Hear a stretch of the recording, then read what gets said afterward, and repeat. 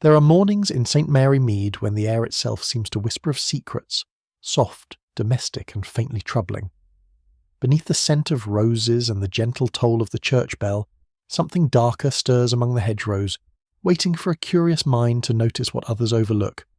In such a village, even a pair of neatly placed shoes may tell a tale of guilt, fear, and desperate concealment. Where in the world are you tuning in from today, and what time is it there? Let me know in the comments. Now then, let's begin our journey beyond the garden fence.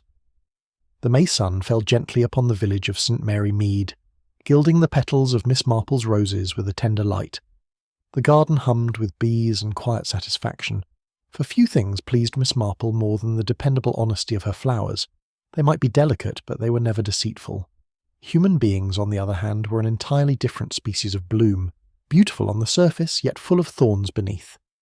As she leaned forward to snip a withered bud, she mused aloud, "One can tell a great deal about people from how they tend to their gardens. Neglect, vanity, or gentleness. It always shows." Her maid, young Cherry Baker, laughed lightly as she carried a tray of tea to the wicker table. "You mean like Mrs. Price Ridley, who sprays everything to death? Or Mr. Harper, who lets the weeds win?" Miss Marple smiled faintly. "Quite so, dear. It's rather like life. People so often destroy what they mean to preserve, simply out of fear of imperfection." A church bell tolled in the distance, steady and familiar, when suddenly a brisk knock sounded at the garden gate. There stood Mrs. Bantry, red-faced, breathless, and quite out of sorts, her usual cheer replaced by an unmistakable tremor of alarm. Miss Marple straightened, her hands still resting upon her gardening shears. "My dear Mrs. Bantry," she said kindly, "you look as though you've seen a ghost." "Not a ghost, Jane.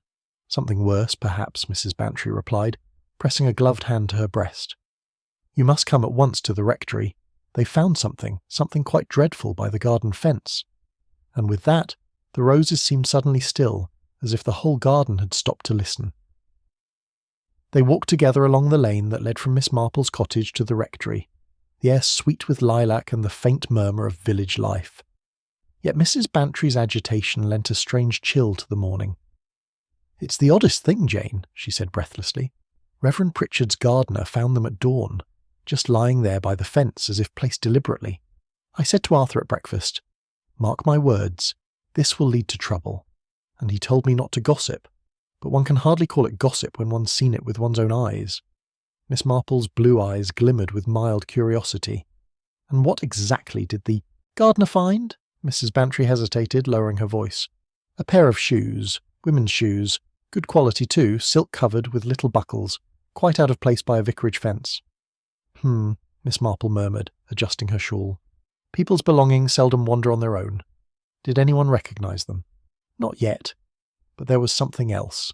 One of the heels had a dreadful mark on it. Looked like blood to me." Miss Marple said nothing more, but her expression tightened. Blood, in St. Mary Mead, was as rare as a scandal in the Sunday sermon. The two women walked on in silence until the rectory came into view, its ivy-clad walls now shadowed by a faint unease that had not been there yesterday. A small crowd had gathered by the rectory garden fence. Mrs. Price Ridley, Mr. Harper, the vicar's sister Mildred, and even young Tommy Jones from the post office, all whispering and pointing. On the grass lay two women's shoes, fine ivory satin with delicate stitching and tarnished silver buckles. They were neatly side by side, toes pointed toward the road as though awaiting their owner's return. The left shoe bore a faint smudge of brownish red on its heel, half hidden by dried mud. Reverend Pritchard stood nearby, looking pale and uncomfortable, his hands twisting a handkerchief. "I wish they'd never been found," he muttered. "It brings unpleasant speculation." Miss Marple crouched gracefully, her keen eyes studying the placement. "Curious," she said softly. "Not tossed aside. Placed. There's a difference, you know." Mildred bristled. "Surely, Miss Marple, you don't think—" "I think nothing yet," replied Miss Marple gently. "But one always learns something from the way things are left behind. Shoes, for instance. They often tell the story of where someone intended to go." The police constable appeared, flustered and uncertain, and quickly wrapped the shoes in brown paper. Miss Marple's gaze lingered a moment longer before turning to Mrs. Bantry. "I believe we shall know more soon. A pair of shoes never walks into mystery alone. It's always followed by footsteps we've yet to see." The murmur of the crowd deepened, curiosity now edged with dread. Somewhere in the distance, a dog barked once and fell silent. By noon, the entire village knew the owner of the shoes. They belonged to Sylvia Cartwright, a young woman of delicate manners and striking modern sensibilities, who had been staying at the rectory for several days as Mildred Pritchard's guest. Sylvia had attended the village fete the previous evening, laughing and chatting with nearly everyone, but when the festivities ended she had not returned. At first, Mildred assumed she'd stayed with a friend. By morning, however, unease had turned to alarm. "Such a lovely creature," sighed Mrs. Bantry as she recounted the news. "Always well dressed, so confident, perhaps too confident. I dare say that sort of modern girl invites trouble." Miss Marple's knitting needles paused mid-stitch. "Confidence does not always mean safety, dear. Sometimes it's a veil for vulnerability." She recalled seeing Sylvia once at the post office, chatting animatedly with Peter Hales, the young solicitor from Market Briar. Their laughter had been bright, but there was something brittle beneath it, like fine china tapped a little too sharply. When the constable returned to the village green with the shoes, people crowded him with questions. But there were no answers, only unease. Miss Marple, sitting quietly on the bench by the church gate, watched the commotion unfold. People, she thought, are rather like bees when disturbed, buzzing with fear and curiosity, yet none seeing the true hive of the matter. Her eyes strayed toward the rectory once more. "Placed shoes," she murmured, as if to say she left, but did not wish to be followed, or perhaps someone wished to make it seem so. By evening, St. Mary Mead was alive with speculation. In the grocer's it was said Sylvia had eloped with a mysterious gentleman from London. At the post office, it was whispered she'd been seen near the pond. In the parlour of the Blue Boar, someone swore the rector himself looked peculiarly shaken. Theories multiplied as swiftly as dandelions, and each carried its own sting. Yet, amid the chatter, Miss Marple listened more than she spoke. She knew that truth in a village was rarely shouted. It was murmured, half guiltily, between cups of tea. That night, as the church clock struck 10, she sat by her window overlooking the darkened street. Somewhere in the distance an owl called, lonely and persistent. Poor child, Miss Marple thought. There's something more here, something carefully arranged like those shoes, and arrangements, I've found, are often made by guilty hands. The next morning dawned misty and cool. Miss Marple stood at her garden gate looking toward the rectory, her mind knitting patterns faster than her fingers ever could. Everyone had been quick to assume Sylvia fled or met misfortune, but Miss Marple could not accept either so easily. The shoe's alignment, the clean buckles, the careful placement, such tidiness spoke not of haste, but of design. She smiled faintly to herself. When people stage things, they always forget the little truths. A murderer, my dear Jane, is never quite as clever as he imagines. With that, she turned toward her cottage, the faintest glimmer of curiosity lighting her calm blue eyes. Somewhere in St. Mary Mead, beneath the polite hum of village life, a darker secret was beginning to stir, and Miss Marple, ever so gently, had already begun to unravel its threads. The following morning Miss Marple set out for the vicarage carrying a neatly wrapped basket of scones, lightly spiced, the kind Reverend Pritchard's sister particularly liked. It was an entirely innocent errand, or so it would appear. Miss Marple had long known that the surest way to be welcomed into a house under strain was to arrive bearing comfort and kindness. The vicarage garden looked less cheerful than usual. The roses drooped as though the air itself carried unease. Inside, the parlour curtains had been drawn too tightly, and a faint smell of lavender polish hung in the air. An effort, Miss Marple thought, to maintain control in the face of chaos. "Miss Marple, how kind of you," Reverend Pritchard said, attempting a smile that didn't quite reach his eyes. "My sister will be delighted. We've had a rather trying morning." "Yes, dear," Miss Marple replied, placing the basket upon the table. "Such mornings are best met with a little sustenance, and a good conscience, of course." He laughed weakly, but failed to meet her gaze. As she poured the tea herself, he seemed too distracted, She noted the tremor in his hand, the scattered sermon papers, and a Bible turned face down upon the desk. In her quiet way, Miss Marple took it all in. It was not sorrow that filled this room, but strain, the kind born not of tragedy alone, but of something one wished fervently to conceal. Reverend Pritchard had always been a man of composure, his sermons well phrased, his manners impeccable. Yet this morning his movements were restless, his voice uneven, and his thoughts seemed elsewhere. "Poor Sylvia," he murmured, staring out of the window toward the churchyard. "Such a dreadful business. I do hope she's merely lost her way somehow." Miss Marple stirred her tea slowly, her eyes never leaving his face. "A village like ours, Reverend, is not large enough for people to lose themselves unless, of course, someone helps them to." He turned sharply, the colour draining from his cheeks. "I beg your pardon, Miss Marple." "Oh, I meant nothing sinister," she said gently. "Only that the countryside has its secrets. Hedges thick enough to hide more than rabbits, as it were." He forced a laugh, but it wavered. His cup clattered faintly against its saucer. Miss Marple smiled politely, yet her mind was quietly busy. Reverend Pritchard was not a man accustomed to deception, but guilt, when newly acquired, had a way of showing itself in the smallest gestures. It was Mildred Pritchard who broke the awkward silence. She entered with a tray of tea cakes and embroidery still clutched in her lap, the bright threads tangling about her fingers. "My dear Miss Marple, how kind of you to call," she said in her thin, wavering voice. "It has been such a dreadful shock. Poor Sylvia, such a charming girl, always laughing."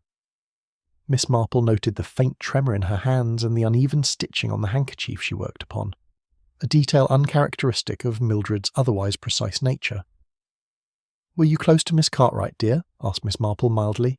"Oh, not especially," Mildred replied too quickly. "We only spoke. Of small things, her dresses, her plans for the fete. Nothing important." Miss Marple nodded. "It's curious, isn't it? How one can live under the same roof and know so little. People are like patchwork, bits of themselves hidden until the seams are tugged." Mildred looked down, her needle slipping. "Yes, quite." Her eyes darted briefly toward the closed study door where her brother sat, and her thread snapped with a soft, nervous sound. In that small moment, Miss Marple saw not grief, but fear, the kind that trembles at what truth might already be known. Before Miss Marple could ask another question, a brisk knock sounded at the door, and in stepped Inspector Cray, a young man, neat of dress but uncertain of manner. He carried an air of officialdom mixed with mild panic, as if unsure whether to command or apologise. "Miss Marple," he said, surprised but respectful. "I didn't expect to find you here." "Nor I to find you so soon, Inspector," she replied pleasantly, "though I dare say a case of this nature cannot wait." He nodded, glancing nervously toward the rector. "Quite right. I've been speaking with the villagers. Too many stories, not enough facts. Everyone seems to know something, and no one knows anything." Miss Marple's smile deepened slightly. "That's the difficulty of rural truth, Inspector. It grows wild, much like ivy. It clings, twists, and hides what's beneath." He gave a half smile, uncertain whether she jested. If only the truth could be trimmed as neatly. "Oh, it can," Miss Marple said softly. "You only need the right pair of shears." As she took her leave, the inspector looked relieved. Miss Marple, however, walked away thoughtful. Behind the vicarage's neat facade she had caught the faintest scent, not of flowers, but of fear poorly concealed. Peter Hales arrived at the vicarage that afternoon, a tall, well-dressed young man with a smile too ready to appear and a confidence that rang hollow beneath its polish. His manner was easy, almost careless, yet there lingered in his eyes a restlessness that Miss Marple had seen before, the look of a man accustomed to skating upon thin ice.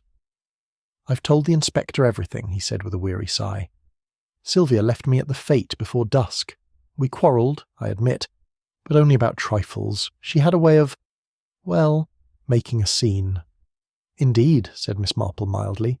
"And what sort of trifles, Mr. Hales?" He hesitated. "Money matters, perhaps. She was generous to a fault, and I, well, had my share of difficulties." Miss Marple's knitting needles clicked softly in her lap. "Debts are curious things," she said. "They have a way of weighing down a conscience much like guilt. He forced a laugh. "You're very perceptive, Miss Marple, but I assure you my conscience is quite untroubled." When he departed, leaving behind a faint scent of tobacco and unease, Miss Marple noted that he had not once asked whether Sylvia might still be alive. Love, she thought, rarely forgets to fear the worst, but guilt, it often prefers to remain silent. That evening, Miss Marple called upon Mrs. Lockwood, the widow who lived opposite the rectory. Mrs. Lockwood was a woman of delicate constitution and formidable curiosity, a combination that produced both insight and mischief in equal measure. "Such a dreadful business, Miss Marple," she said, leaning closer across her tea-table. "But I saw her, you know, Miss Cartwright by the fence. She was speaking to someone, a man, I believe. I couldn't see his face, of course, but he stood in the shadow by the gate." "At what hour was this?" asked Miss Marple gently. 9:30, or thereabouts. The moon was out, and I remember thinking she looked upset, quite pale, even at that distance." Mrs. Lockwood paused, lowering her voice to a confidential whisper. "There are some who say she led men on, but it's not my place to judge." Miss Marple smiled faintly. "No, indeed. We must all be careful about such judgments. They have a way of turning upon their makers."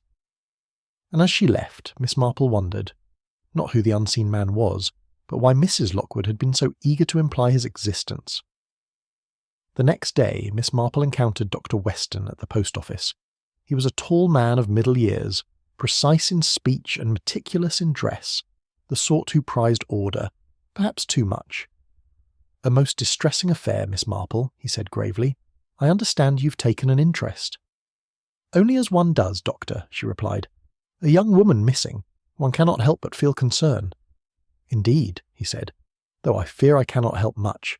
I was with a patient that evening, Mrs. Larkin, out by the old mill road. Poor woman suffers terribly with her nerves." Miss Marple tilted her head. "How thoughtful of you to attend her so late." He smiled thinly. "One must answer when duty calls." Later, over tea with Mrs. Bantry, Miss Marple mentioned it casually. "Curious, isn't it? Mrs. Larkin told the grocer she hadn't seen Dr. Weston for over a fortnight, and yet he claims to have been with her that very night." Mrs. Bantry gasped. "You don't suppose—" Miss Marple smiled, pouring another cup. "Oh, my dear, one must never suppose. One must only observe. People reveal themselves quite clearly, if one allows them to think they are not being watched." That evening, as twilight deepened over St. Mary Mead, Miss Marple sat by her window, her knitting idle in her lap. The threads of human nature, she reflected, were often as tangled as wool when the heart was involved. There was Peter Hales, handsome and careless, bound by debt and pride. Mildred Pritchard, trembling and secretive, burdened by something left unsaid. And Dr. Weston, outwardly respectable, yet hiding a falsehood behind his calm professional mask. Each had motive, enough. Love, jealousy, fear, and the instinct for self-preservation. Such things drove people to desperate acts. Miss Marple's mind moved as delicately as her fingers on a needle, threading each possibility into place. The puzzle was forming, though one piece, the most important, remained hidden. "Human beings," she murmured, "are rather like lace, so intricate, so pretty, and so terribly easy to tear." Night had fallen by the time Miss Marple set down her knitting. The fire crackled softly and a clock ticked in the hall. She stared into the flames, thinking of Sylvia Cartwright. The laughter at the fate, the neatly placed shoes, the silence that followed. "Truth," she whispered to herself, "is a shy creature. It hides behind kindness, behind courtesy, behind the very things people pride themselves upon." She recalled the vicar's shaking hands, Mildred's broken thread, Peter's evasive tone, and the doctor's calm lie, all tiny details, insignificant on their own, yet together forming the faint outline of something far darker. A cat brushed against her ankle, and she smiled absently. "Someone in St. Mary Mead is lying," she said softly.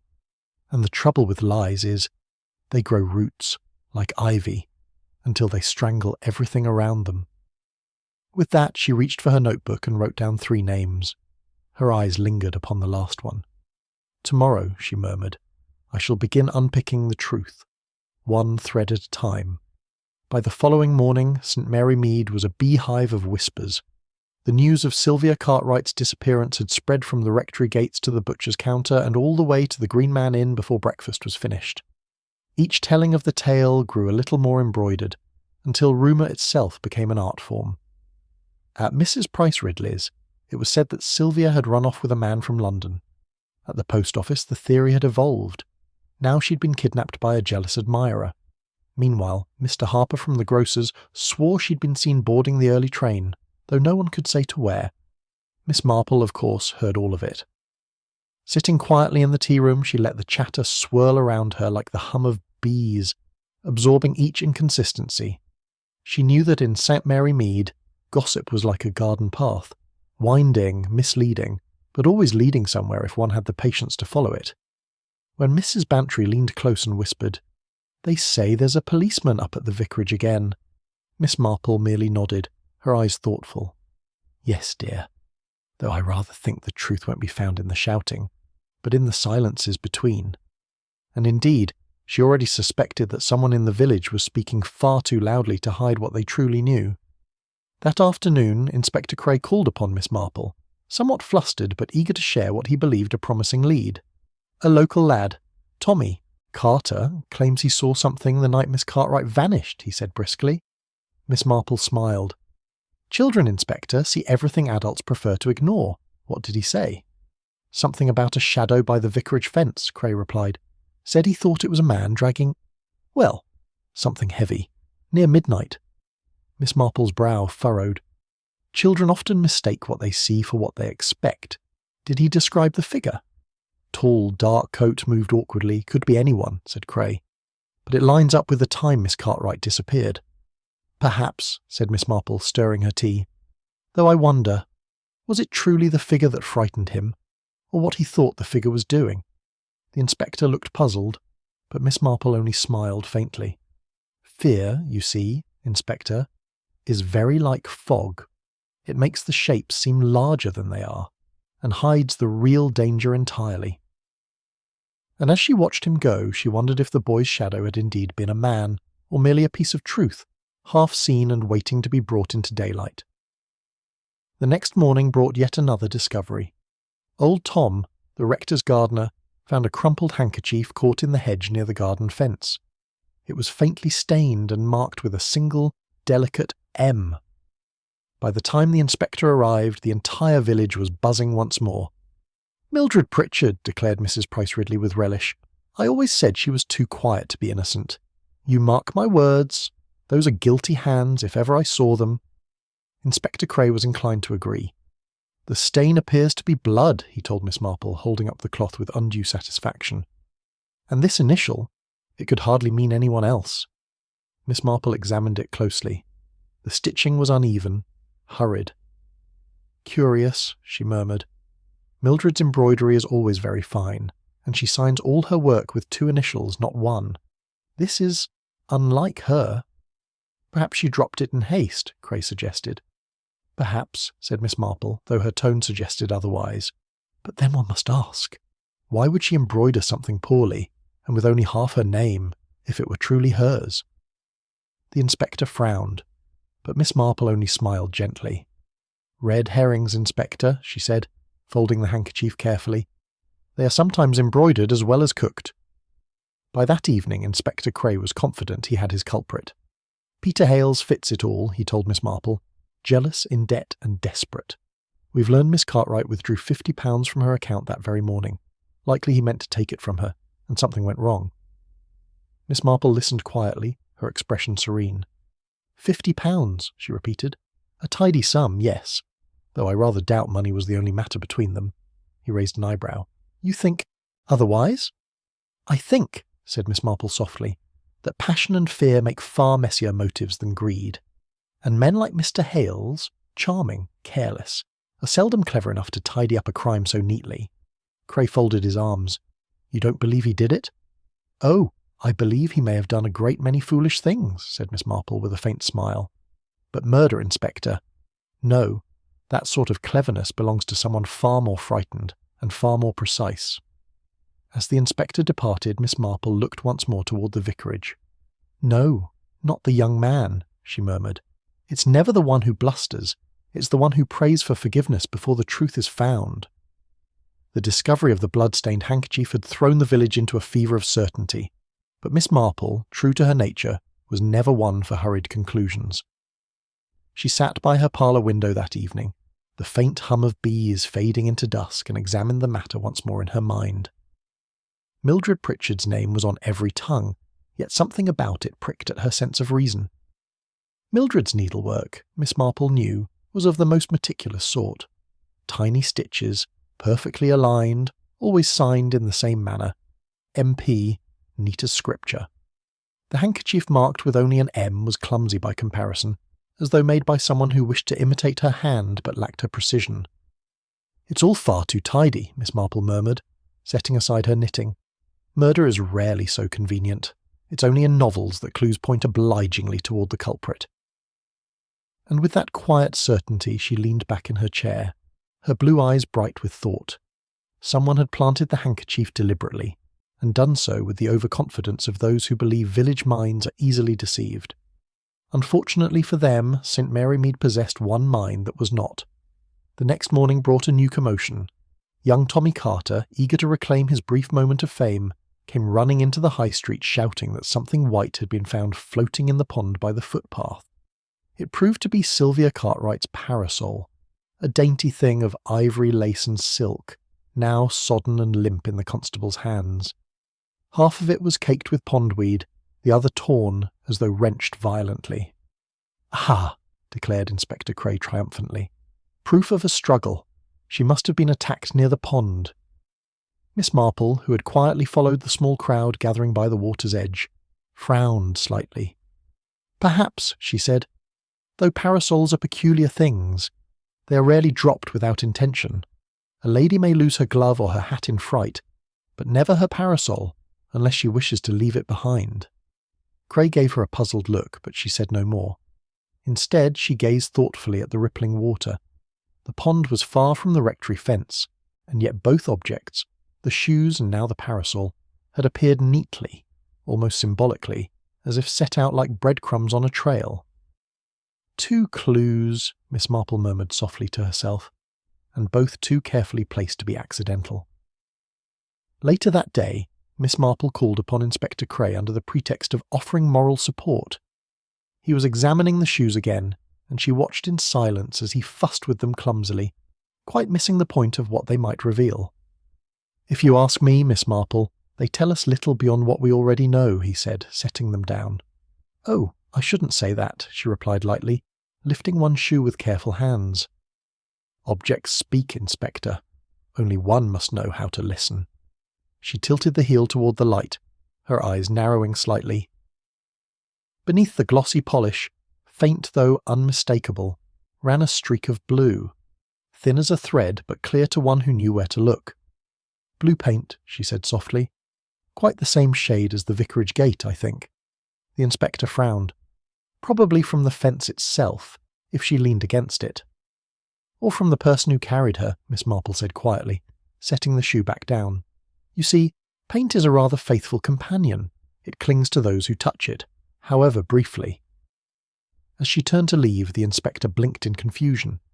Miss Marple smiled kindly. "It is not the shoes that walk to that fence, Inspector. It is the hands that place them there which we must understand." Within a single day, the discovery of the parasol and the painted shoes had spun the village into a frenzy of speculation. The grocer's wife was convinced Sylvia had drowned herself. The maid at the Blue Boar swore she had seen Peter Hales carrying a parcel, shaped suspiciously like a woman's coat, and Mrs. Price Ridley, ever the dramatist, hinted darkly that Mildred and her brother knew far more than they dared admit. Miss Marple listened to it all with her usual composure. Sitting by the window of the tea shop, she sipped her Darjeeling and allowed the web of gossip to unfold before her, watching the way people's fears coloured their theories. People, she thought, do so enjoy arranging the world into little patterns that comfort them, especially when the truth is too uncomfortable to bear. Every whispered accusation, every false certainty, each revealed more about the speaker than the crime. And yet, amid the noise, Miss Marple had begun to sense a quiet rhythm beneath it all. a pattern of lies told not to deceive the village, but to shield someone very close to home. That night, the cottage was still save for the ticking of the clock and the faint rustle of knitting needles. Miss Marple sat before the dying fire, her thoughts gathering like threads drawn through a tapestry. 3 clues: the shoes, the handkerchief, the parasol, each appearing just when suspicion began to falter, each neatly implicating a different person.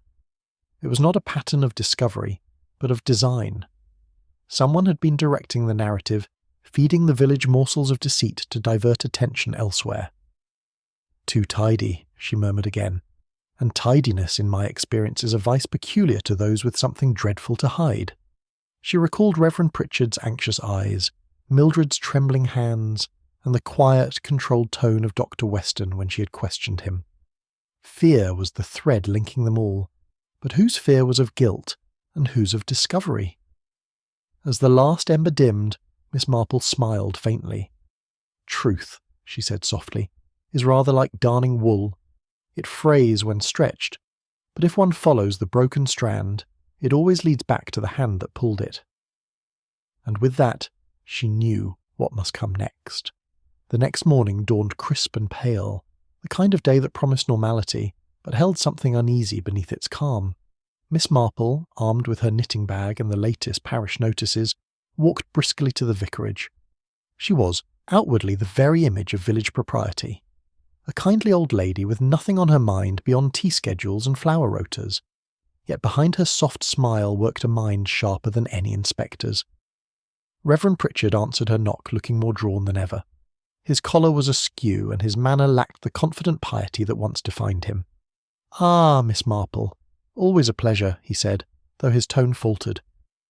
She entered with gentle insistence, chatting amiably about the choir's new hymn selections and the coming church fete. But as she spoke, she noted every flicker of expression, every nervous glance. Mildred, poor creature, avoided her eyes entirely. "I thought to drop off the notices myself," Miss Marple said pleasantly. "It's quite the week for church duties, isn't it? So many calls upon the rector's strength." "Indeed," said Reverend Pritchard tightly, his hands clasped too firmly. Miss Marple's tone softened. One does try to lighten the burdens of others, especially when one suspects their load is heavier than most would guess. The words lingered in the air like the faint smell of candle smoke, suggestive, persistent, and impossible to ignore. Having handed the notices to Mildred, Miss Marple prepared to take her leave. Yet as she passed the study door, she heard low, urgent voices within, 2 men speaking in tones meant to be private. One of them was Reverend Pritchard. The other, unmistakably, was Dr. Weston. "You promised it would never come to this," hissed the rector's voice. "The police are asking questions I cannot answer." "You'll keep your nerve," Dr. Weston replied sharply. "It was an accident, I tell you. She fell." There was a pause, the creak of floorboards, followed. Then the doctor spoke again, quieter but edged with steel. "You were the one who said nothing must come out about the letter. If you falter now, it will ruin us both." Miss Marple's eyes widened slightly. A letter? Yes, that fit perfectly. Letters were such dangerous things, so easily mislaid yet impossible to forget. Reverend Pritchard muttered something too low to catch. Dr. Weston's reply came like a slap. "She had no right to blackmail me with that information. I was protecting my reputation." Miss Marple moved softly down the corridor, the hem of her grey skirt whispering against the carpet. She had heard enough. Guilt, she knew, seldom shouted. It whispered. And what she had overheard was not grief. It was fear. When she emerged into the sunlight, her expression was mild as ever, but her step was quickened. The truth, at last, was beginning to breathe. Later that day, Miss Marple found herself once more outside the vicarage gate, knitting in hand and eyes ever watchful. Dr. Weston was just leaving the house, his expression severe, his movements clipped with the restraint of a man barely containing his agitation. He tipped his hat politely. "Good morning, Miss Marple. Still making inquiries, I presume?" "Oh, heavens, no," she said with a gentle laugh. "I merely keep my eyes open, Doctor. The world is most obliging when one watches quietly enough." He smiled thinly and turned to go, but Miss Marple's gaze had already fallen to his boots. They were finely made, though scuffed at the edges, and thick with drying mud. More curious still was the faint chip of blue paint lodged in the tread of the right sole. "Such weather for muddy paths," Miss Marple said conversationally. "One might almost think you'd been tramping through gardens rather than roads." "Routine visits," he replied curtly. "My practice covers quite the territory." "Of course," said Miss Marple sweetly. "And yet, blue paint doesn't often grow in the countryside, does it? Unless, of course, one happens to step near the vicarage fence." His eyes flashed for an instant, too quick for most to notice. But Miss Marple saw it. The brief panic of a man whose carefully built facade had begun to crack. As he strode away, she allowed herself a small sigh. "Ah," she murmured, "the souls of men do tell tales their tongues never would." That afternoon, Miss Marple sought out old Tom, the rector's gardener, who was trimming hedges by the churchyard wall. He was a man of few words, slow-moving and steady, with an eye that missed nothing concerning soil or sin. "Good afternoon, Tom," said Miss Marple kindly. "I hear you've been quite busy at the vicarage lately." Tom grinned. "Aye, that I have, miss. Broken pot by the back fence too. Hadn't been there before the fete, I'll swear it." Miss Marple's voice was light. "Oh? What sort of pot?" "A big one, glazed blue. Reverend said not to fret, but it looked like someone had gone clean over the fence and smashed it in the doing. Bits of paint everywhere." Her knitting needles paused mid-air. "How very inconvenient," she murmured. "And did you happen to notice when that was?" "Day after the fete, early morning. Ground was scuffed too, like Summerthevi'd been dragged." Miss Marple's eyes softened with sympathy. "You've a sharp eye, Tom. Most would overlook such things," he chuckled. "That's years of trimming hedges, miss. One learns what doesn't belong." As she walked back home, Miss Marple's mind worked quietly. Blue paint, muddy boots, a broken flower pot, a burden dragged under moonlight. It was all too clear now, the pattern had aligned. By the time she reached her gate, her expression was calm but resolute.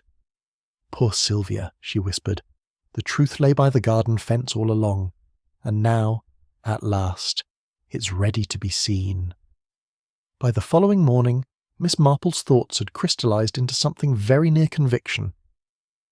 The gardener's mention of a broken flower pot had lingered in her mind like a thread awaiting its knot. A pot shattered near the fence, blue paint scattered about, the ground scuffed. Yes, it told a story, if one only cared to read it. She walked to the vicarage under the pretence of discussing the church bazaar, pausing briefly at the spot Tom had described. The soil was soft, the hedge slightly parted, and on the lower rail of the fence was a faint smudge, mud mixed with paint, as though from a boot scraping hastily over.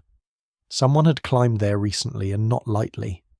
The impression in the earth was deep, too deep for a casual passer-by. Whoever had gone over that fence had been carrying something weighty, perhaps awkward.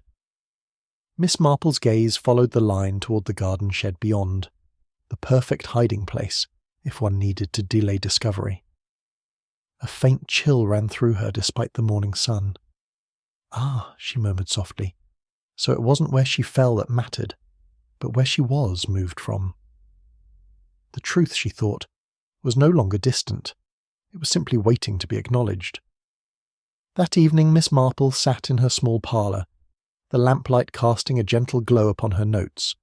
Around her lay a modest chaos of facts and impressions, names, times, fragments of gossip, and small, seemingly trivial details that together formed a picture of dreadful clarity.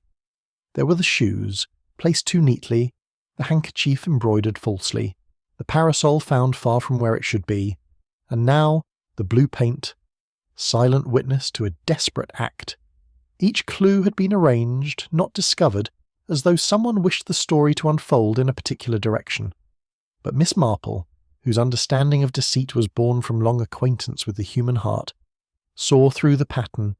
She saw the quiet manipulations of fear. Fear made people tidy.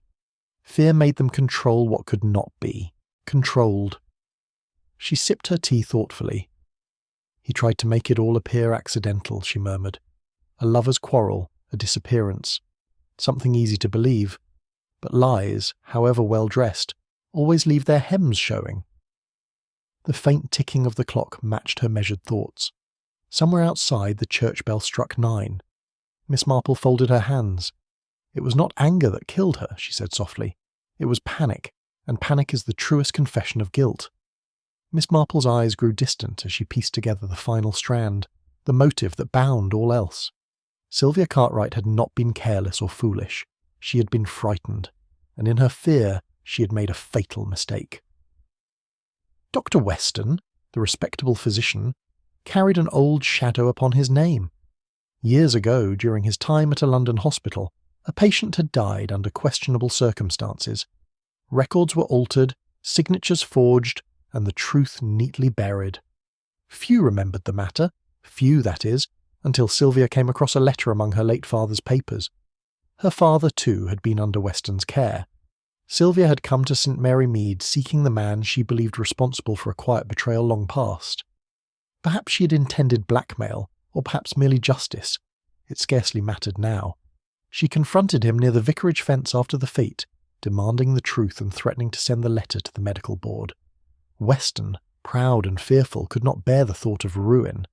One rash moment of temper, a struggle, a blow, and Sylvia fell. The accident was fatal, the panic immediate. He had carried her lifeless body toward the vicarage garden, hiding it temporarily in the tool shed before devising a pitiful masquerade. Placing her shoes by the fence, scattering false clues, weaving a tale of disappearance. Miss Marple closed her notebook with a sigh. "It is always pride," she murmured. "Pride and the fear of consequence. The human heart cannot bear exposure. It chooses falsehood and calls it safety." The faint creak of her cottage chair was the only sound that followed her quiet verdict. The truth had been seen, and now it could not be unseen. In the stillness of her sitting room, Miss Marple allowed her thoughts to replay that fateful night as she now understood it. She could see it all, the silvered garden, the moonlight spilling across the vicarage fence, and 2 figures meeting in secrecy. Sylvia, young, determined, trembling with moral indignation, and Dr. Weston, the man whose dignity had long concealed decay. Their words had grown sharp, the accusation unbearable. Sylvia's hand lifted, perhaps to show the incriminating letter. In a flash of fear, Weston struck her, not in malice, but in desperate instinct. The sound of her fall had been muffled by the grass, but the silence that followed was infinite. Then came the dreadful realization, the absence of breath, the stillness of death. Weston's panic had done the rest. He dragged her body across the garden, breaking the flower pot in his haste, his boots smearing blue paint upon the ground. He hid her briefly, thinking the night might conceal what conscience could not. Miss Marple clasped her hands together. "It was not premeditation," she said quietly. "Merely the tragic folly of a man cornered by his own deceit." The lamps flickered, and the wind stirred softly through the hedge outside. St. Mary Mead slept peacefully, unaware that its quiet facade had once more hidden a human tragedy, one that only Miss Marple, with her gentle persistence, had dared to unearth.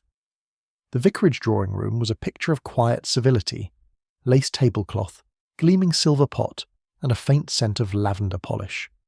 But beneath the calm, tension simmered like water, just shy of boiling. Miss Marple had chosen her battleground carefully. Nothing, she always said, unsettled the guilty more than politeness served with tea. She sat primly at the head of the table, pouring with a steady hand. "2 lumps, Dr. Weston. Oh, I always find sugar sweetens even the most bitter conversation." He inclined his head, smiling thinly. "Indeed, Miss Marple, though I trust our talk will not be of bitterness." "Merely of truth," she replied, and the room seemed to tighten. Reverend Pritchard sat rigid by the hearth, his sister Mildred pale and fluttering with her embroidery half undone. Peter Hales occupied a chair by the window, tapping a nervous rhythm against his knee.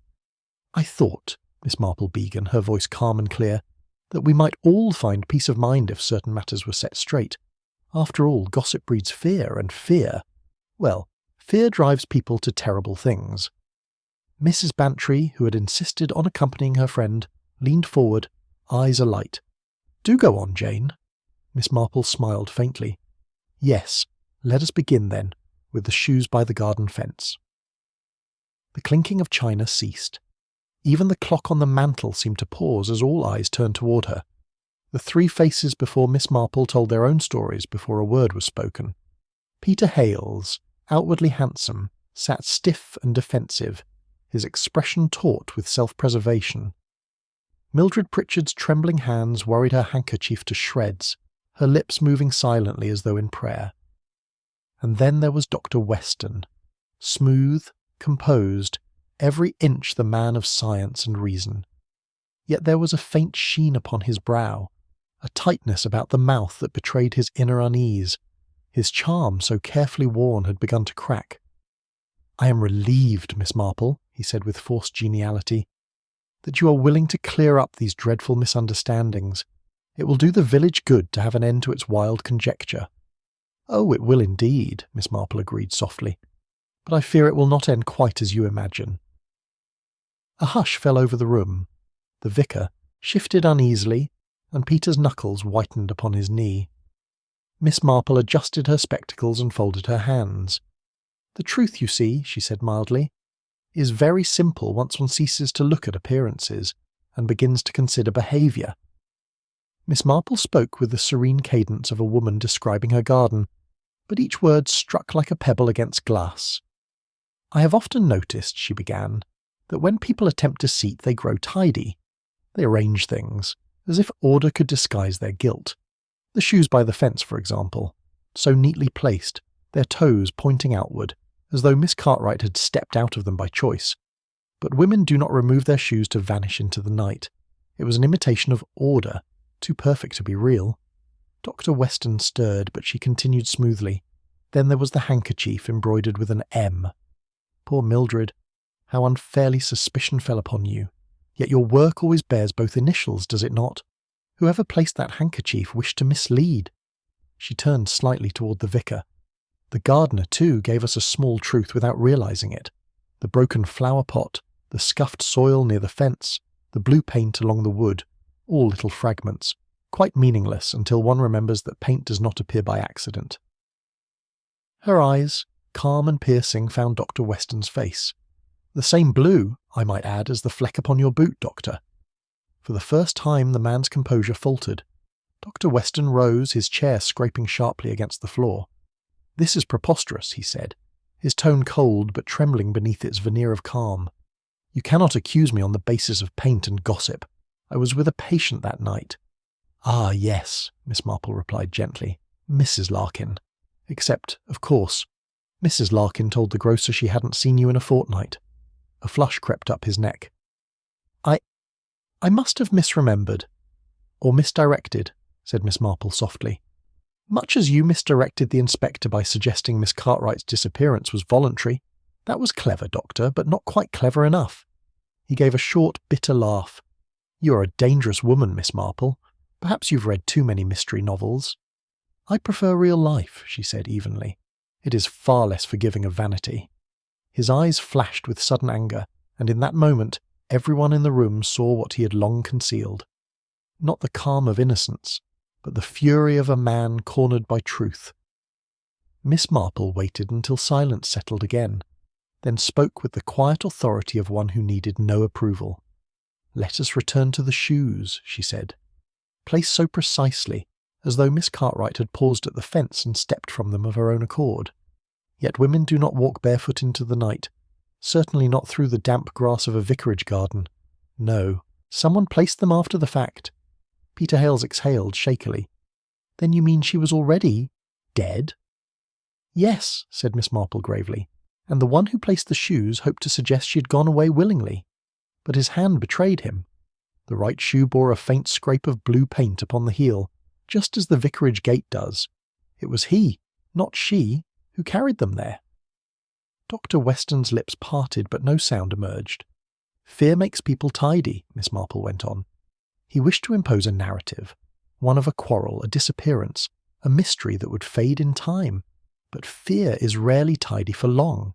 It leaves smudges, mud upon boots, paint upon heels, and lies that unravel when touched. Mildred gave a small, stifled sob. Dr. Weston's shoulders slumped. "You cannot prove it," he whispered.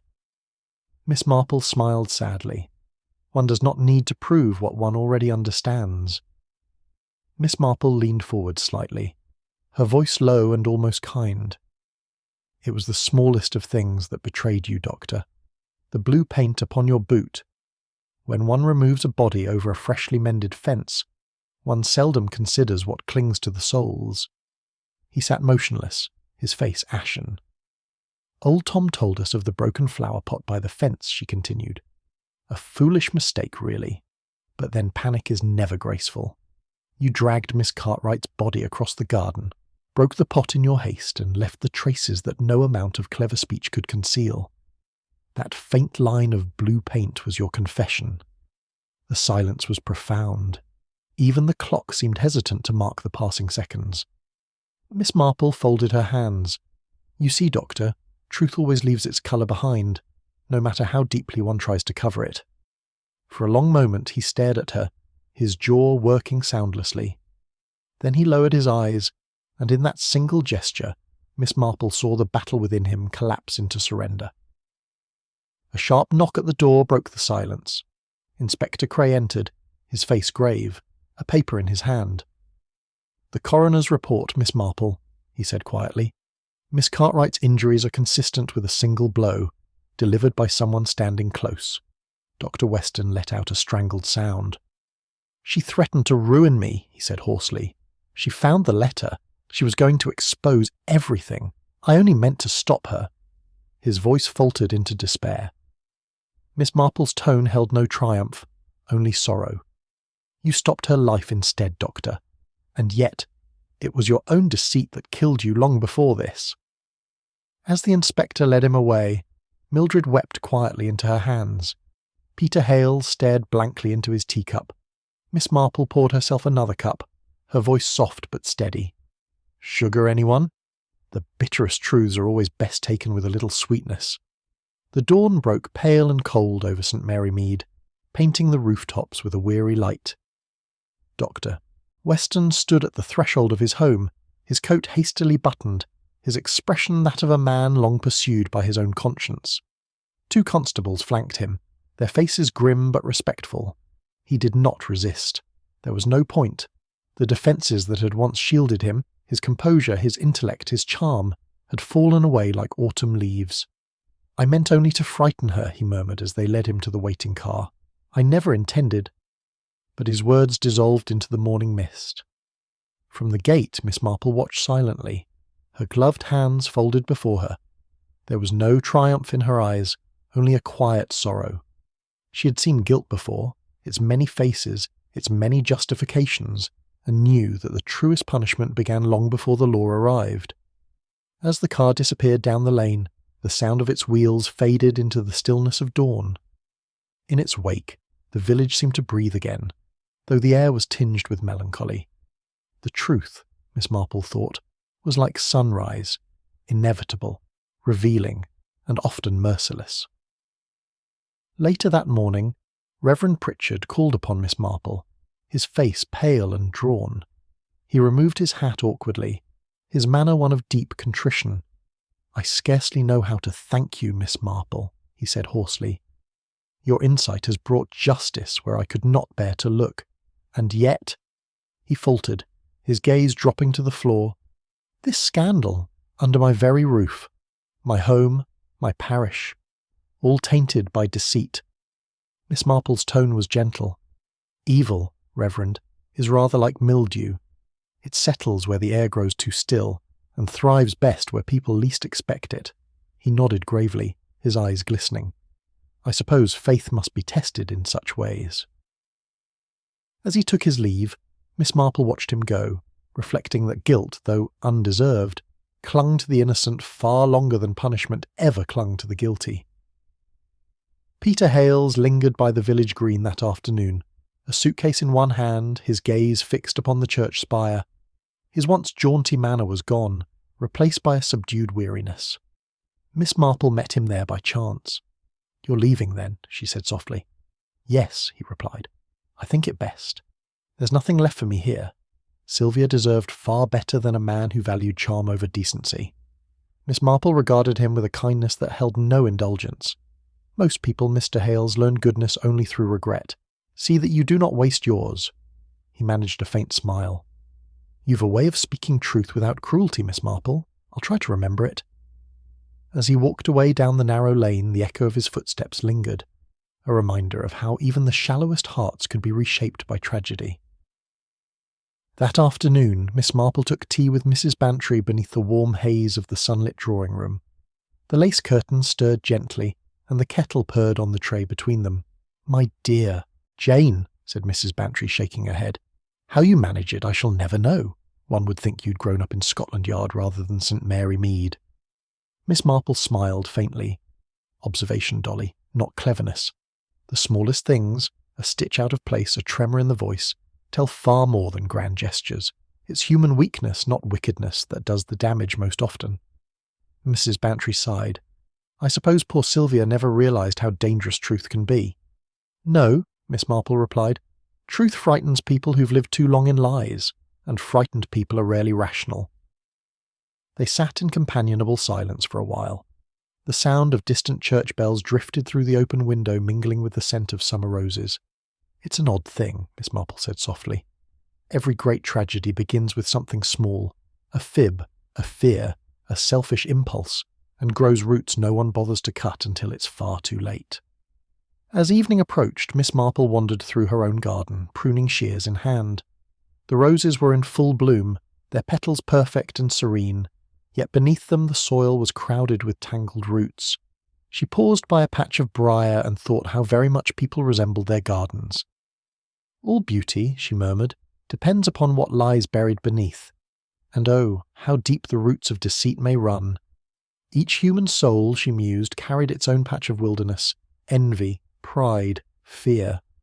Left untended, such weeds strangled the good and invited rot." She snipped a wilting bloom, watching it fall soundlessly to the ground. A gardener must be ruthless, or the weeds win. So must conscience if peace is ever to grow. A soft breeze stirred the air, carrying with it the faint chime of the church bell. Miss Marple smiled. "Perhaps," she whispered, "every soul is a garden, but some require sterner pruning than others." Dusk settled gently over St. Mary Mead. The village, once restless with speculation, had returned to its familiar calm. The sound of kettles, the hum of bees, the distant laughter of children. Miss Marple sat by her window, knitting in steady rhythm, her cat asleep upon the sill. Beyond the hedge, the roses swayed in contented silence. There would always be mysteries, she knew, large and small, cruel and kind. But tonight St. Mary Mead rested in truth, however sorrowful. Miss Marple smiled faintly. "Evil," she murmured, "never quite disappears, but one must keep the garden in order." And so, peace returned to St. Mary Mead, quietly, almost shyly, as though the village itself wished to forget the shadow that had passed over it. Yet Miss Marple, ever observant, knew that evil rarely announces itself with thunder or blood. It comes softly, through fear, through pride, through the smallest untruths people tell themselves to keep their lives tidy. Dr. Weston had feared disgrace more than conscience, and in that fear lay his ruin. Sylvia Cartwright's courage had cost her dearly, but her truth had not been in vain. It's strange, isn't it? How in the loveliest of gardens, trimmed, fragrant and calm, there can grow roots of deceit twisting deep beneath the soil. Perhaps that is why Miss Marple always said that people, like roses, must be tended carefully. Left unattended, both beauty and goodness can be strangled by what hides below. But what do you think? Was Dr. Weston's act one of cold calculation, or the tragic impulse of a man cornered by guilt? And do you believe Sylvia would have forgiven him had she lived long enough to see his remorse? I'd love to hear your thoughts. Share your theories and reflections in the comments below. Tell me what you would have done if you were in Miss Marple's shoes, or perhaps in Dr. Weston's. If you enjoyed this journey into mystery and human frailty, do subscribe for more stories from the quiet corners of England where secrets never sleep. And don't forget to share this story with someone who loves a good old-fashioned mystery over a cup of tea. Until next time, keep your eyes open and your heart kind.